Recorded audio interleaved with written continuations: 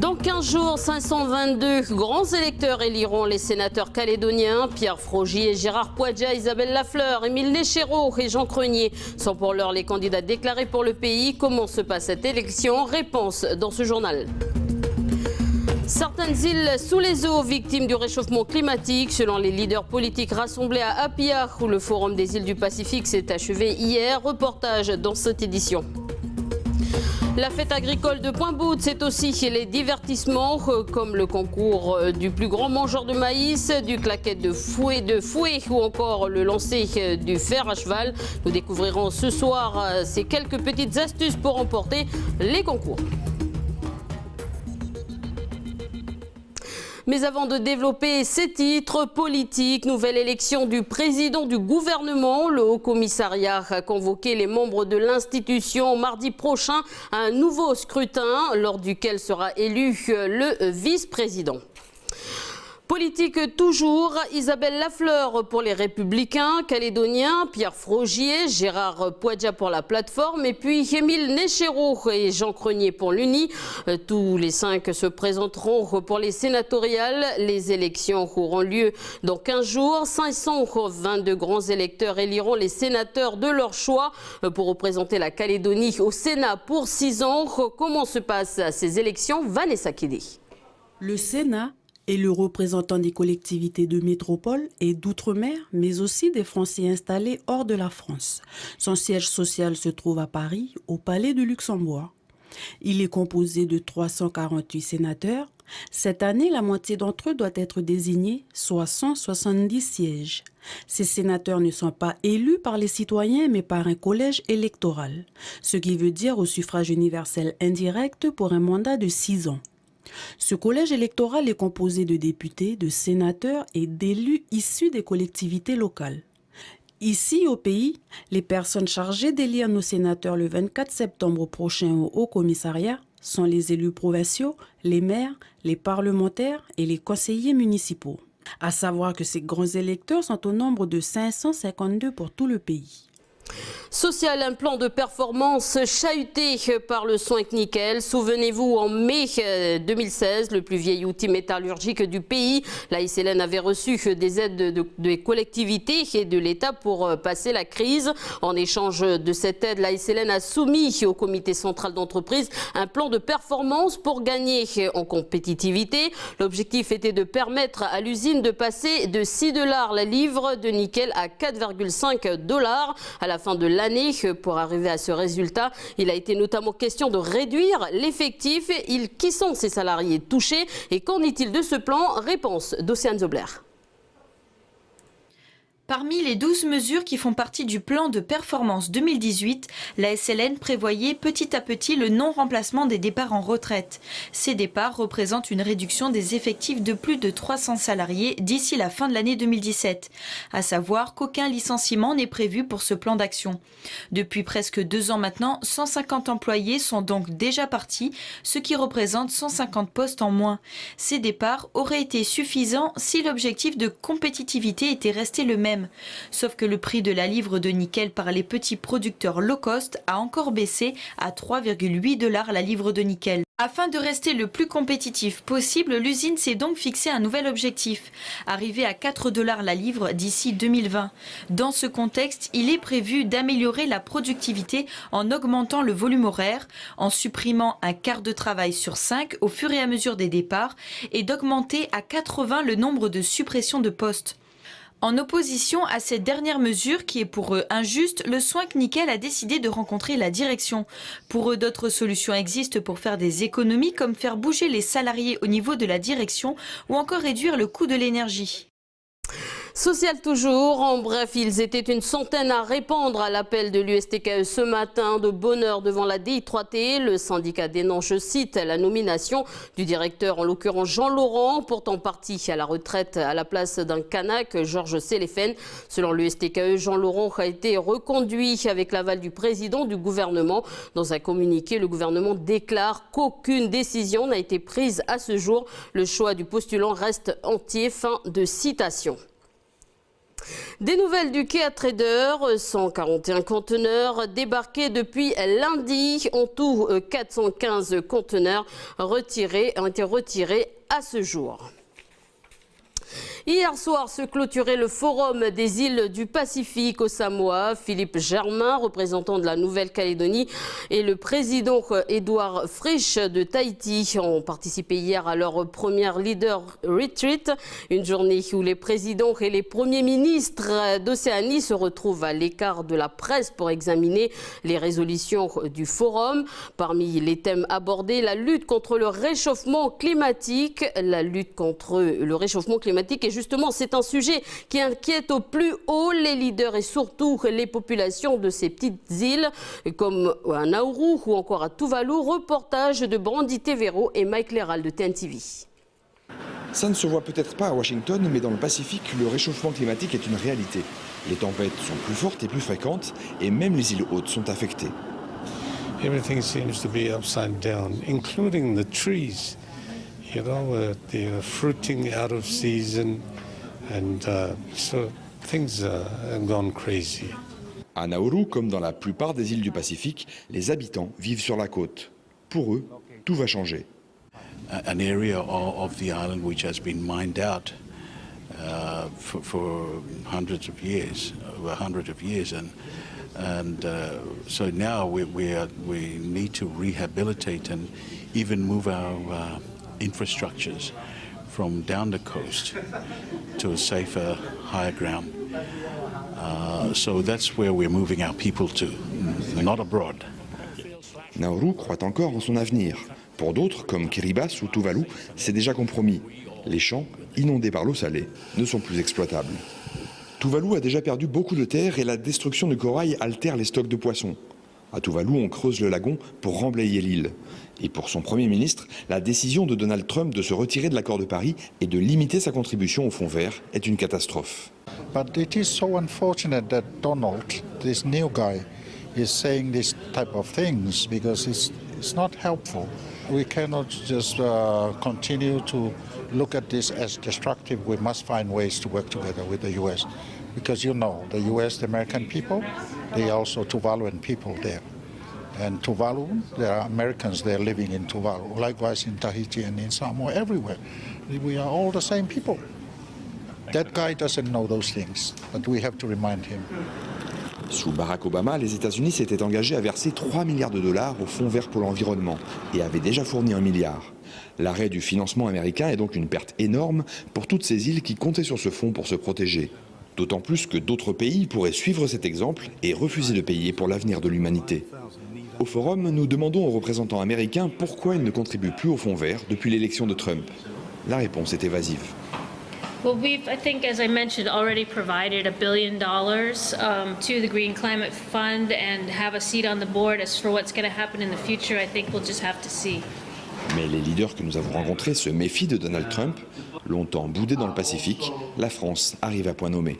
Je suis frappé de voir à quel point il y a un désir de France. On mène une politique pour la gestion des déchets ou de l'eau ou la préservation de la biodiversité.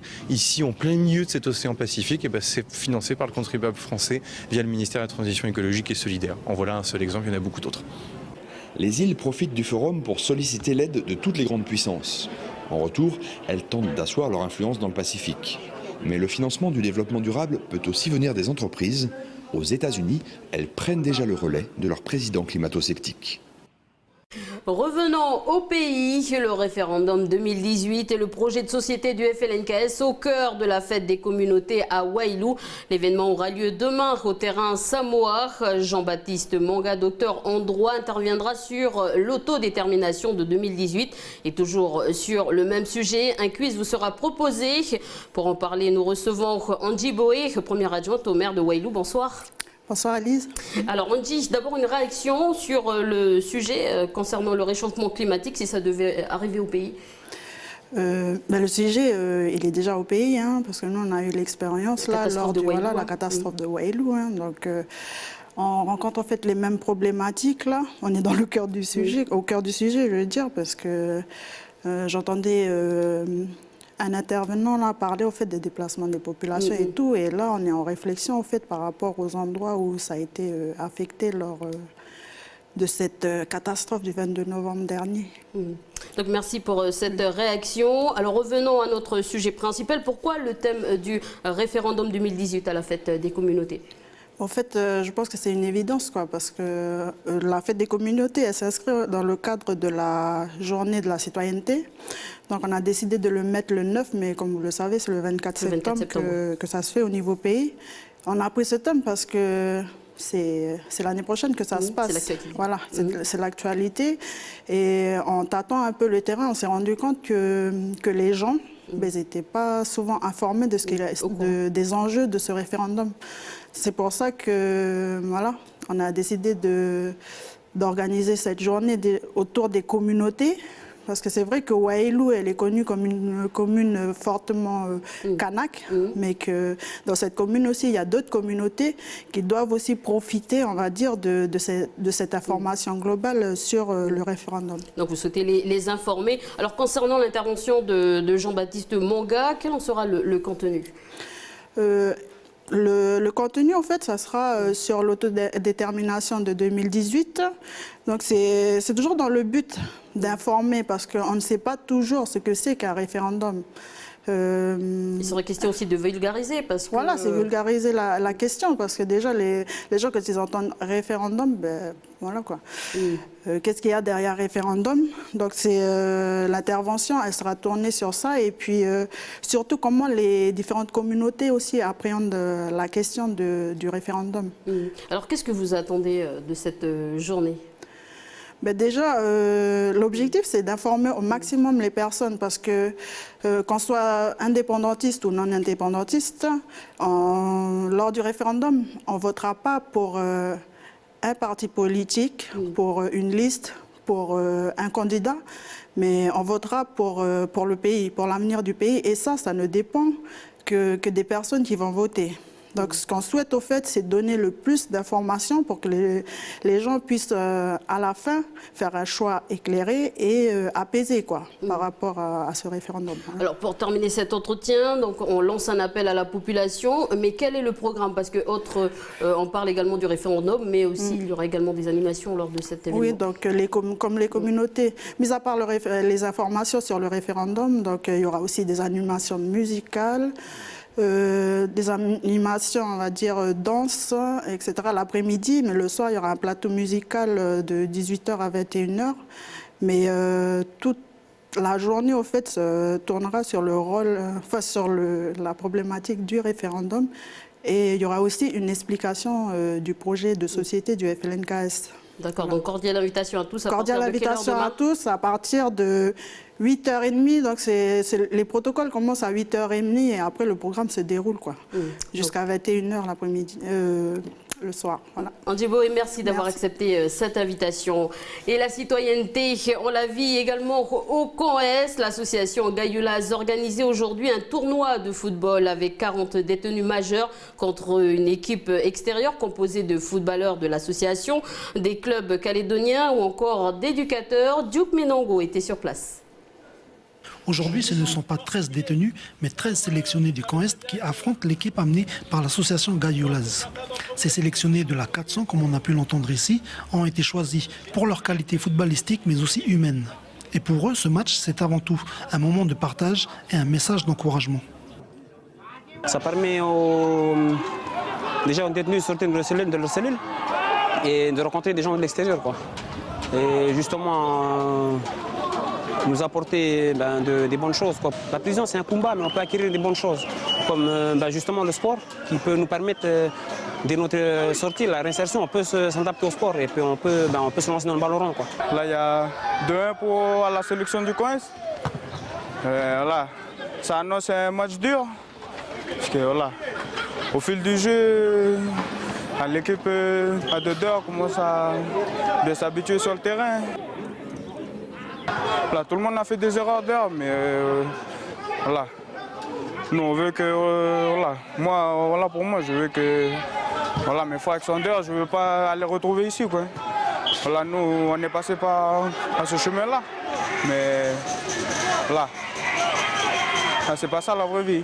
Derrière le slogan « Citoyenneté grâce au ballon rond », l'organisation de la rencontre veut véhiculer des valeurs universelles et ouvrir les portes de ce centre méconnu qui pourtant accueille à 98% les enfants du pays. Ici, on retrouve encore certaines valeurs qu'ils ont un peu perdues. Et aujourd'hui, je sais que certains ne l'oublieront pas. Jamais ils vont l'oublier parce que ce sont des valeurs de respect, les valeurs d'entraide, ce sont les valeurs d'humilité.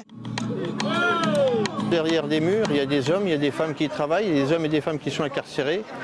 Et pour certains, c'est un monde inconnu.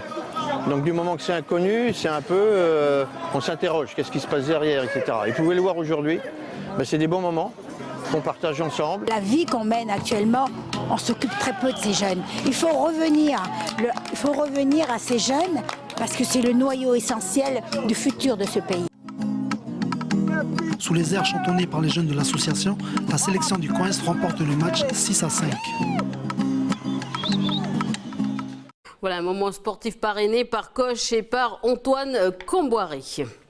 Suite et fin de notre feuilleton consacré à la fête agricole de Pointe-Boute, le concours du plus grand mangeur de maïs, celui du claquage de fouet ou encore le lancer du fer à cheval. Donc ce soir, on va vous proposer quelques petites astuces, des petits avant-goûts qui vous attendent donc demain. Anissa Toussi.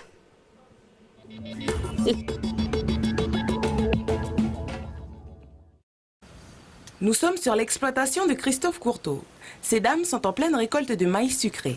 Cette parcelle de 15 000 épis, plantée au mois de mai, est destinée principalement au concours du plus grand mangeur de maïs. Pour remplir ces filets de 50 maïs, il faut sélectionner les meilleurs épis. Alors déjà ça, il est trop jeune et puis il est tout petit. Il n'est pas bien plein. Donc ça c'est un épi de maïs, c'est le deuxième épi. Le premier épi de maïs qu'on prend pour mettre en filet, c'est ceux-là. Ils sont bien pleins. Après, tu as juste à enlever tout ça et puis tu mets dans le filet pour partir sur le marché ou faire comme ici, faire la vente. Voilà. Là, il est bien plein. Tu vois que c'est bien plein, c'est tout. Les graines sont bien serrées. Ça, c'est... Là, il est bon à passer sur le marché. Autre concours proposé à la fête, le claquage de fouet. Kevin, 5 ans, formé par son papy, nous fait une démonstration.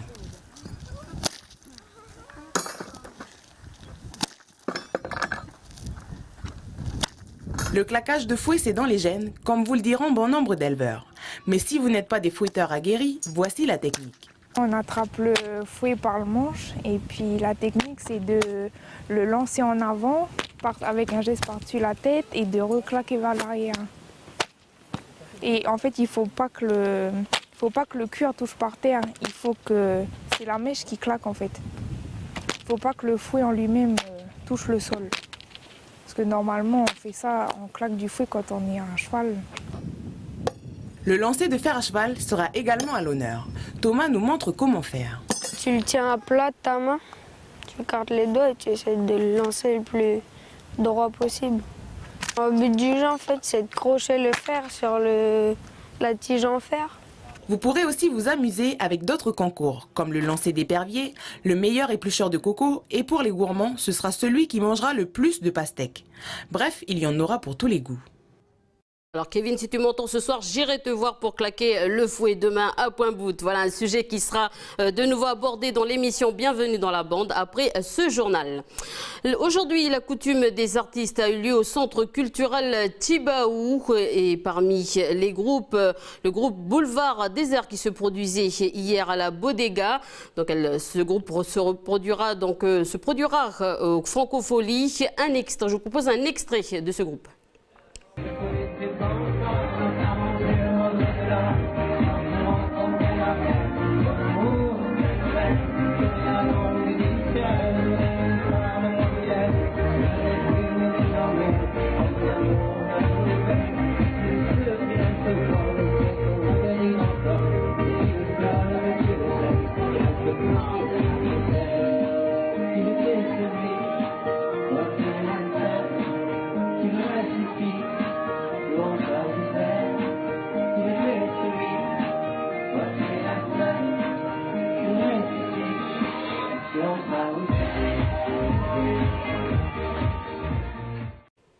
Voilà, c'est la fin de ce journal. Merci de votre fidélité. Merci à l'équipe de la rédaction ainsi qu'à l'équipe technique. Je vous souhaite une très bonne soirée sur Calédonia.